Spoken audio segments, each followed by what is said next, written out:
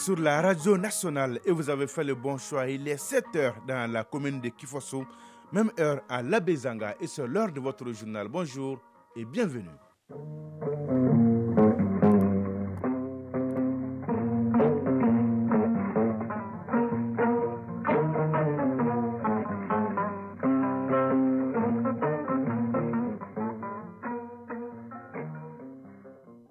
Le journal Sidiki Dambélé.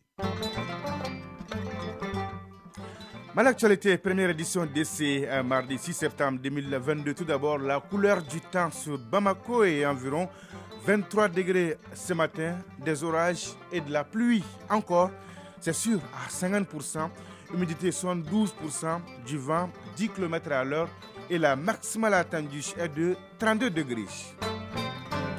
Mesdames et messieurs, à la une de cette édition, la troisième réunion du groupe de suivi et de soutien à la transition à Lomé au Togo. La rencontre réunit beaucoup de partenaires et d'amis du Mali autour des priorités de la transition.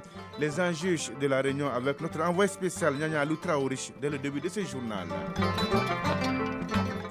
Assure le grand formage et la rédaction décore une femme pas comme les autres. Son nom, Djeneba Sidibé, elle est vendeuse de pain, un commerce généralement réservé aux hommes et elle a ses particularités d'attirer la clientèle.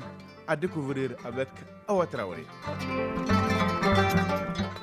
À suivre l'actualité internationale en pointillé avec Batraoré en direct avec moi dans ce studio. Bonjour Batraoré. Bonjour Cédric Dambélé. De quoi va-t-on parler ce matin? La page interne nous conduit ce matin au Sénégal où les pluies diluviennes provoquent des inondations dans plusieurs localités. Au Burkina Faso, 35 civils trouvent la mort dans l'explosion d'une mine artisanale. Au Kenya, la Cour suprême confirme la victoire de William Ruto à l'élection présidentielle. À tout à l'heure donc pour le développement. La chronique initiative citoyenne au menu avec Ousmane Daou qui nous amène à la découverte de l'association Noyau Dur pour la promotion de la justice transitionnelle au Mali. Enfin, la page des sports avec l'athlète infatigable Sragatou Sissé. Bonjour. Bonjour, Sidiki Dambélé. Est-ce que tout va bien, Sragatou? Ça va, alhamdoulilah. La une de votre page.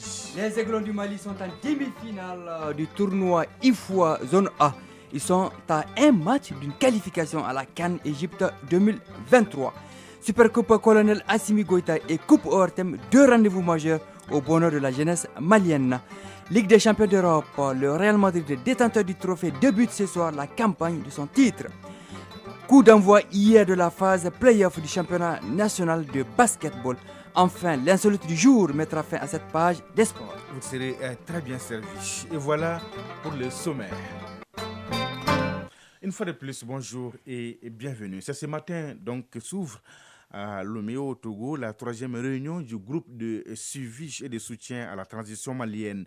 Il s'agit pour les partenaires du Mali de mesurer les progrès réalisés, les attentes et les besoins de notre pays en matière de sécurité surtout et de développement.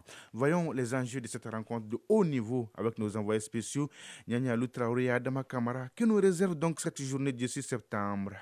La journée du 6 septembre 2022 sera mise à profit par notre gouvernement dans la capitale togolaise afin de mettre en évidence la pertinence des orientations stratégiques des autorités de la transition pour une large adhésion de la communauté internationale aux actions déjà entreprises et les défis qui se posent dans cet exercice. La rencontre sera surtout l'occasion pour le Mali de faire le point des progrès réalisés dans le cadre du processus de la transition avec un accent particulier sur l'état de la mise en œuvre des réformes politiques et institutionnelles, l'état de préparation des élections générales et la situation économique du pays. Abdoulaye Diop, ministre des Affaires étrangères et de la coopération internationale. L'enjeu essentiel de cette réunion, c'est d'abord de prendre acte et note de l'engagement de son Excellence le colonel Assimi Goïta, président de la transition et chef de l'État, pour le retour à l'ordre constitutionnel, mais aussi pouvoir bénéficier, après toutes les présentations qui seront faites par la partie malienne, de la compréhension, de l'accompagnement et de l'engagement de la communauté internationale autour des priorités du Mali, qui vont autour des questions liées aux réformes politiques et institutionnelles, aux questions liées aux préparatifs pour les élections, aux défis liés à la situation sécuritaire, mais aussi à la situation humanitaire et la situation économique, mais aussi de pouvoir aussi échanger sur le processus de paix et ce qui se passe à ce niveau. Et cela donnera aussi l'occasion à la partie malienne de pouvoir présenter aussi à la communauté internationale quels sont nos besoins en termes d'appui, en termes d'accompagnement. 5 membres du gouvernement prendront part aux travaux.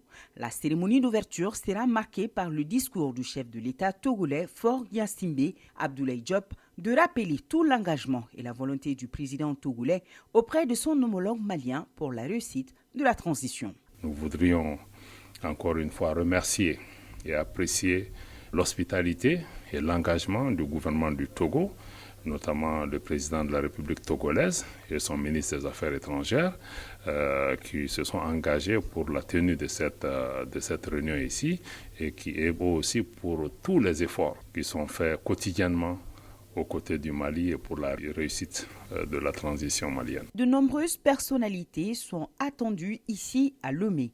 Il s'agit notamment des représentants de la CEDEAO, des Nations Unies. Le commissaire à la paix et à la sécurité de l'Union africaine, Bankou Lélé Adoué, est déjà lui sur place. Lomé, Nyanya Alou Traoré, Adama Kamara pour l'ERTM. Et ajoutons Nyanya qu'en marge de la réunion, la délégation malienne, forte de 5 membres du gouvernement, a été reçue en audience par le président togolais Faure Gnassingbé hier soir.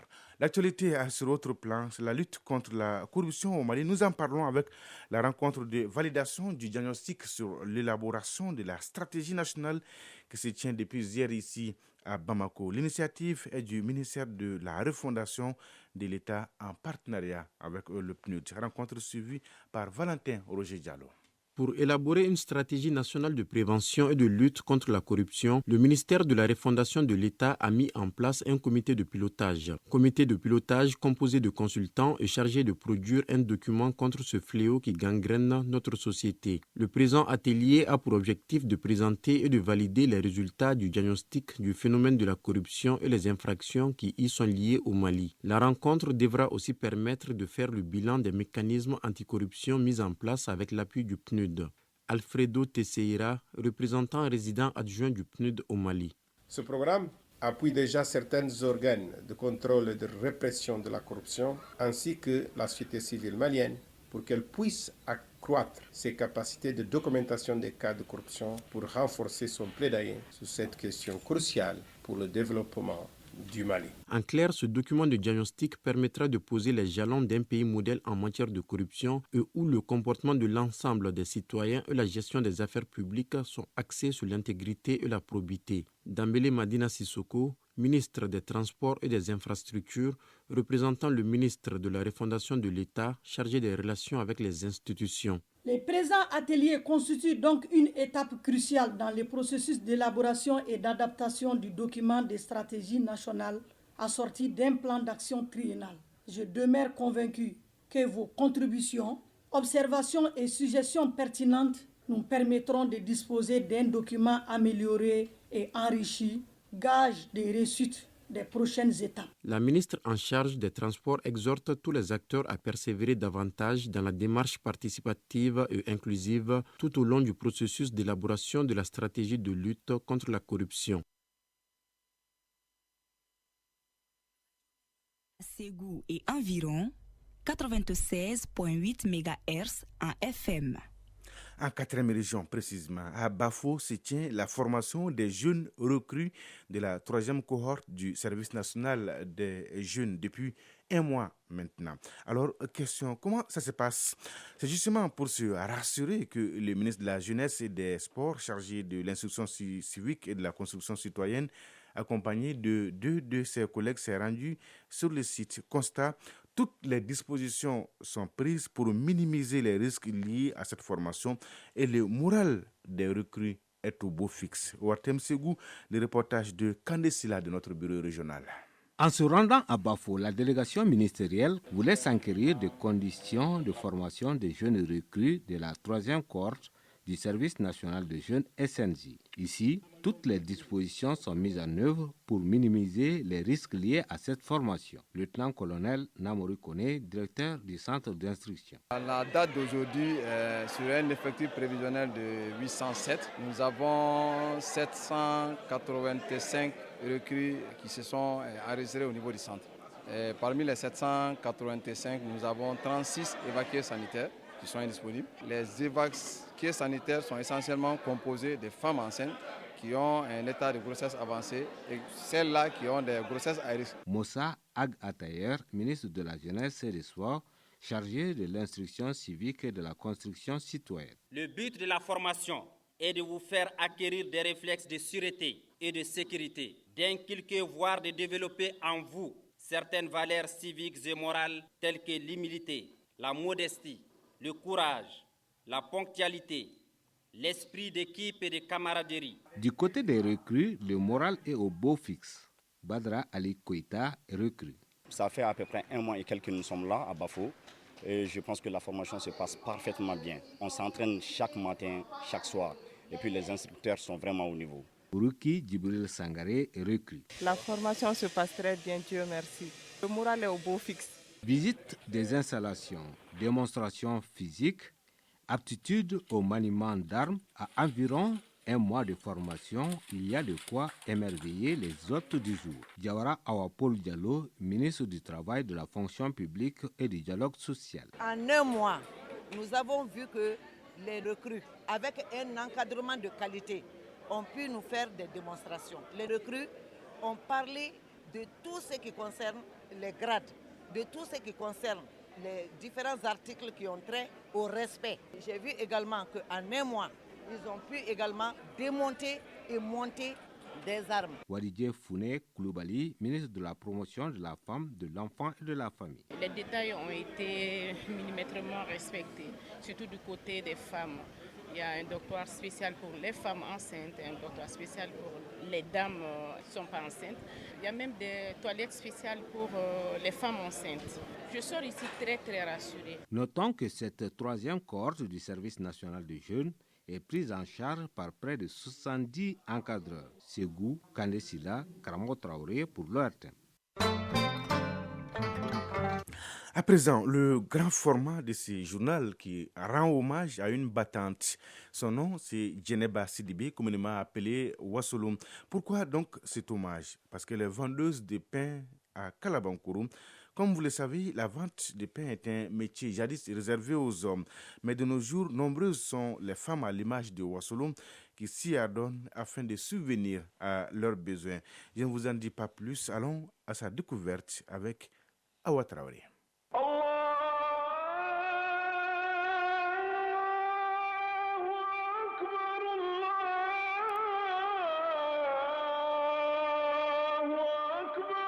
Il est 4 heures du matin, Djeneba Sidibé est déjà réveillée.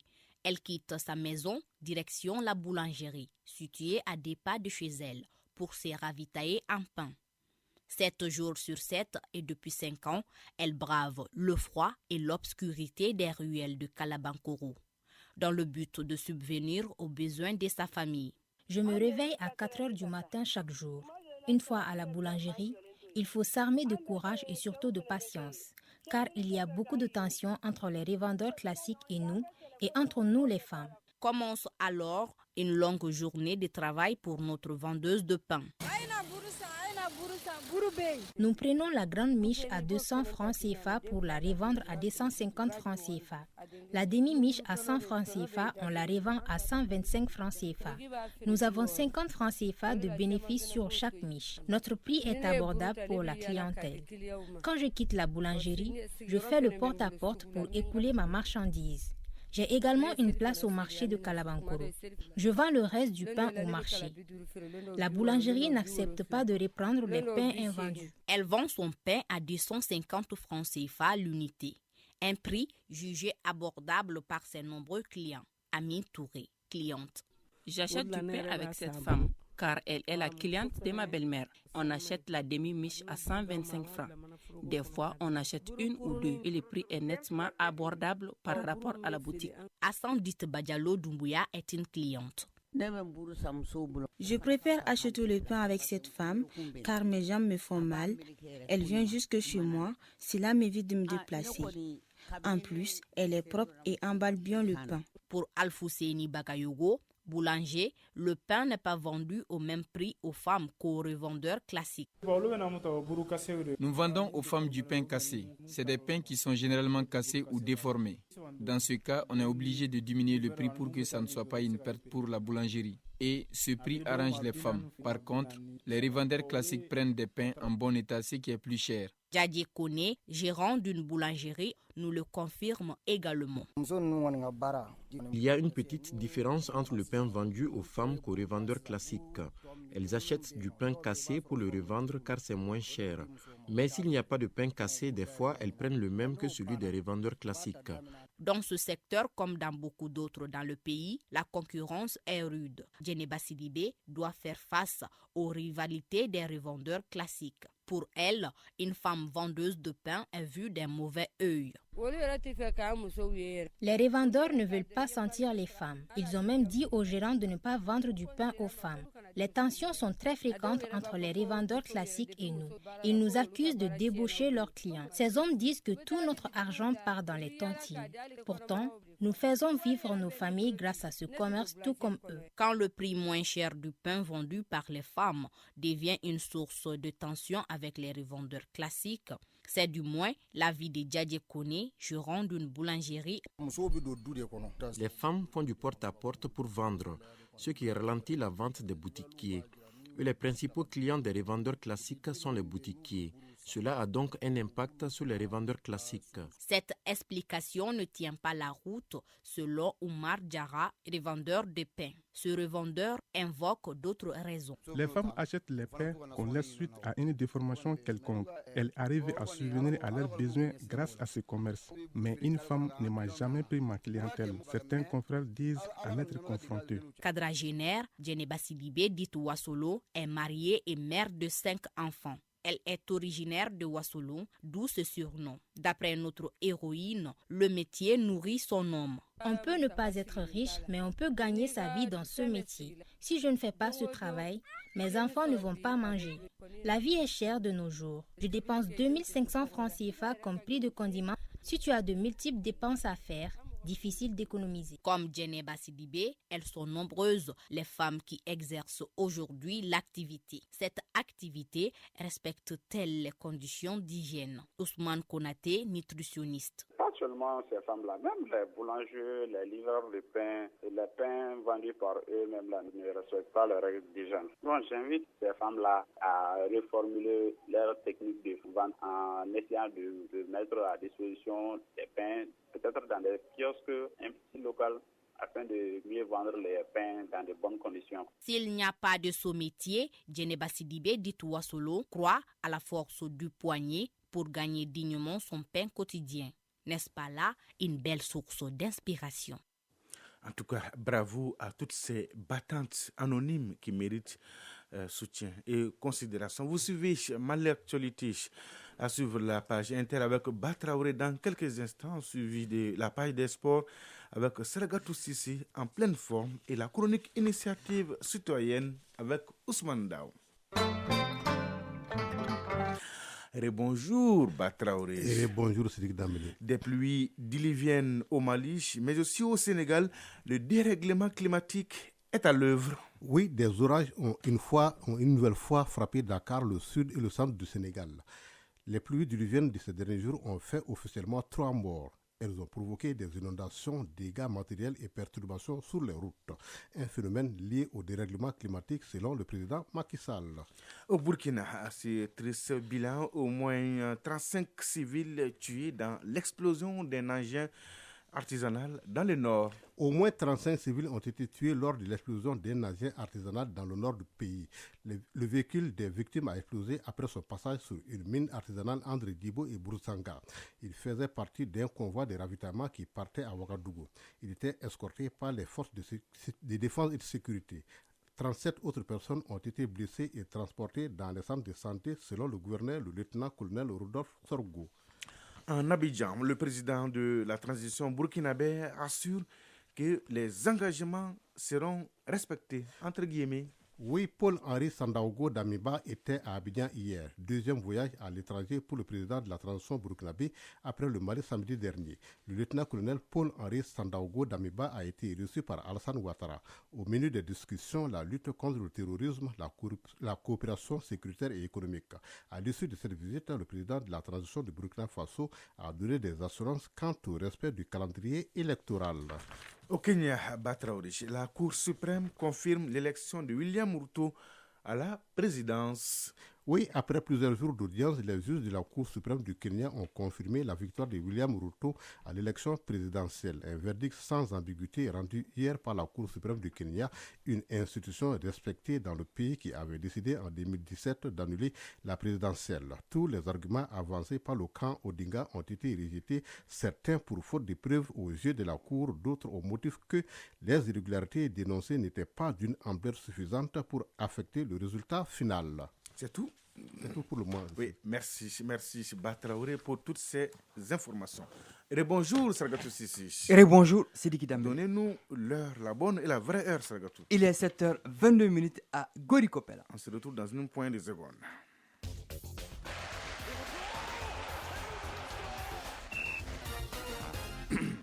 Tournoi IFOA Zone A, les Aiglons du Mali se sont qualifiés pour les demi-finales. Oui, hier les Aiglons remaniés concèdent le nul, un but partout face aux Mauritaniens. Avec 7 points plus 5, le Mali boucle ce premier tour en tête et se qualifie pour les demi-finales du tournoi IFOA. Dans l'autre match du groupe A, la Sierra Leone a étrié la Guinée-Bissau 4-1. La Mauritanie, deuxième 7 points plus 3, se hisse également en demi-finale.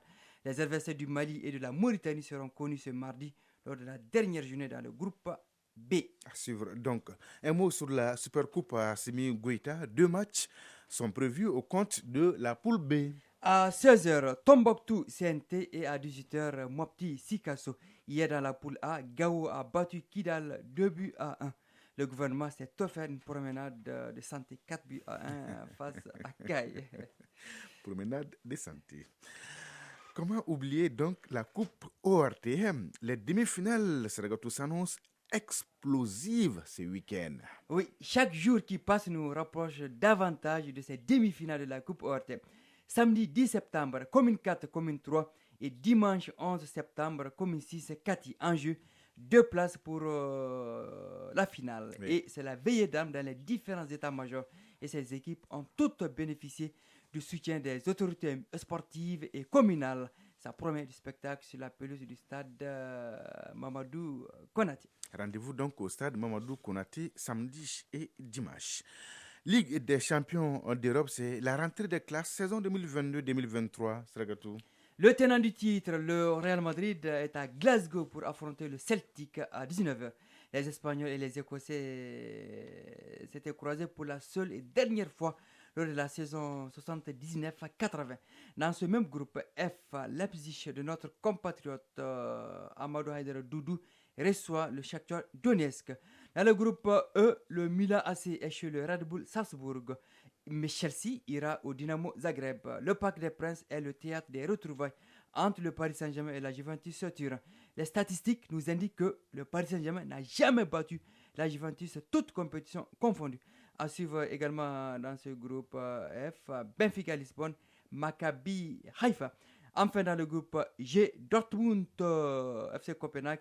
Et dans le groupe G, toujours FC Séville, Manchester City. 3 Maliens sont engagés cette saison en Ligue des Champions, à savoir Almami Touré avec l'Eintracht Francfort, Amadou Haïdara Doudou avec Leipzig et Yves Bissouma avec Tottenham. C'est pas Mokhtar Touré, mais bien Almami Touré. Almami Touré. Mokhtar a joué au foot, pas le passé. Mokhtar est le technicien du jour. Merci. Il est très inspiré, Mokhtar Touré. Un mot de basket, Sragatou, coup d'envoi hier de la phase play-off du championnat national. En série dames, l'AS Police s'impose 65-50 face au Yoliba AC. En série messieurs, le Stade Malien de Bamako triomphe 79-68 face à l'AS Mandé. La deuxième journée est à l'honneur ce mardi avec AS Police Yoliba AC en dames à 17h et Stade Malien de Bamako AS Mandé à 19h en messieurs. Les équipes totalisant 3 victoires sur 5 sont déclarées championnes du Mali en dames et messieurs saison 2021-2022. Alors, il nous reste l'insolite du jour, mais avant... Ça déborde, hein? Oui, avant, non, on est dans les temps. Avant cela, il y a quand même un courrier pour vous. Hein. Oui, du courrier pour vous. Un auditeur d'Anefis voudrait savoir la signification des barres de fer en Bamanankan. Ah là, c'est une colle. Hein. Je ne saurais répondre à notre cher auditeur à cet instant. Donc, ce sera pour le mardi prochain. Inch'Allah. Promis? Promis. Voilà, c'est noté. L'insolite du jour. Au cours d'un match au Burkina Faso, des joueurs remplaçants, des remplaçants, quittent les terrains à l'insu de leur entraîneur. Que s'est-il donc passé, Sragatou? Racontez-nous. Alors, tout entraîneur choisit son 11 de départ et les remplaçants à chaque match. Oui, bien sûr. Les remplaçants de cette équipe au Burkina Faso n'ont pas apprécié leur statut le temps des matchs de football. Alors, vous savez, avant le coup d'envoi, les remplaçants prennent place sur le banc. Oui. Ils ont attendu juste le coup d'envoi pour disparaître dans la nature. L'entraîneur n'a pas vu ses joueurs déserter le banc. Au bout de 25 minutes, il avait besoin d'opérer un changement. Ouais. Il tourne le dos et constate leur absence. Personne là. Ah oui. Il dit aux joueurs de champ en ces termes, selon nos sources, débrouillez-vous, vos collègues sont allés jouer le match de leur vie ailleurs. Alors, une soirée récréative était prévue à la même heure. Ah bon? Ah oui. Alors, toujours selon nos sources, l'entraîneur était invité d'ailleurs à cette soirée. Lui aussi, il est parti? Non, il a attendu juste la fin du match pour y aller. Sacré Sragatou Sissi. Initiative citoyenne. Le développement nous-mêmes. L'association Noyau dur pour la promotion de la justice transitionnelle au Mali est fortement impliquée auprès des jeunes pour leur formation, sensibilisation, afin que cette couche puisse mieux appréhender la thématique de la justice transitionnelle. Elle intervient dans plusieurs localités du pays malgré les difficultés qui ont pour nom insécurité et manque de financement. L'association Noyau dur pour la promotion de la justice transitionnelle au Mali, c'est dans la chronique Initiative citoyenne et c'est avec Ousmane Dao. Contribuer à la paix, la cohésion sociale, au vivre ensemble en mettant en place les mécanismes pour permettre aux jeunes de participer pleinement au processus de la justice transitionnelle au Mali. Pour cela, des thématiques sont élaborées sur la promotion des droits de l'homme, la promotion de la culture, de la paix, la démocratie et la citoyenneté. Tel est le credo de l'association Noyau dur pour la promotion de la justice transitionnelle au Mali. Et pour réussir sa mission, elle passe par la formation. Drissa Nyankile, président de l'association Noyau dur pour la promotion de la justice transitionnelle au Mali. Le renforcement des capacités des jeunes victimes et des jeunes qui ne sont pas victimes de la crise sur la justice transitionnelle, les dépositions par rapport à leurs droits, leur accès à la justice, les rôles et les responsabilités des jeunes victimes à participer au processus de paix et de réconciliation, au processus de justice transitionnelle. Aussi, information et sensibilisation des jeunes Maliens et d'autres acteurs aussi sur les questions liées à la paix, à la réconciliation, au pardon national.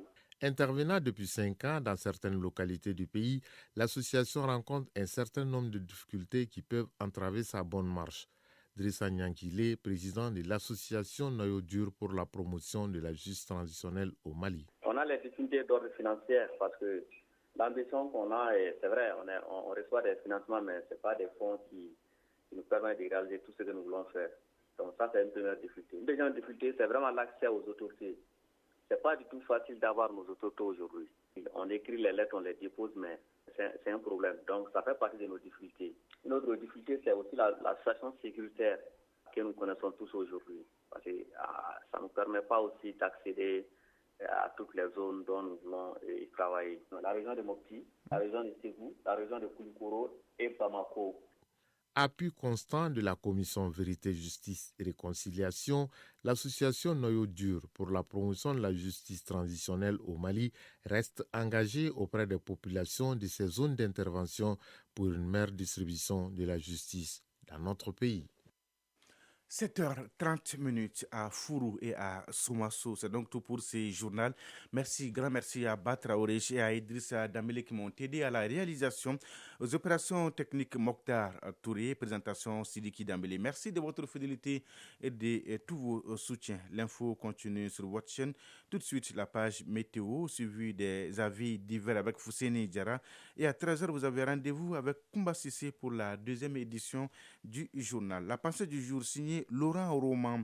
L'optimisme, c'est voir les problèmes et croire aux remèdes. Oui, l'optimisme, c'est voir les problèmes et croire aux remèdes. Mesdames et messieurs, prenez soin de vous et des autres. Excellente journée de mardi à toutes et à tous. Au revoir.